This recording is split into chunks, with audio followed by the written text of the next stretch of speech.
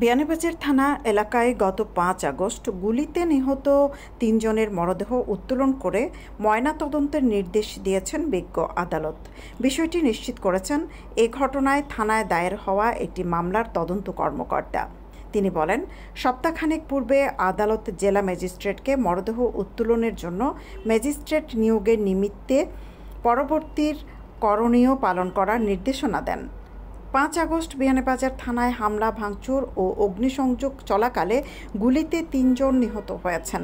নিহতদের মধ্যে কলেজ শিক্ষার্থী রায়হান উদ্দিনকে ব্রাহ্মণবাড়িয়ার নিজ বাড়িতে দাফন করা হয়েছে। তিনি পরিবারের সাথে পূর্ব নয়াগ্রাম ভাড়া বাসায় থাকতেন।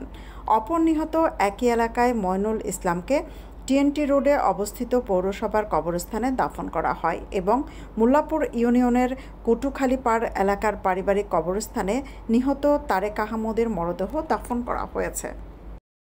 নিহত তারেক আহমদের মা ইসারুন নেসা গত ২০ আগস্ট বাদী হয়ে থানায় হত্যা মামলা দায়ের করেন।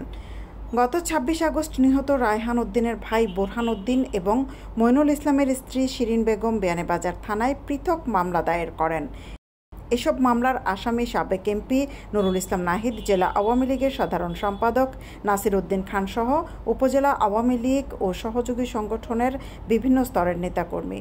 শুধু একটি মামলায় ৬ সাংবাদিককে আসামি করা হয়েছে। সৈয়দা আখি হক, এবিটিভি।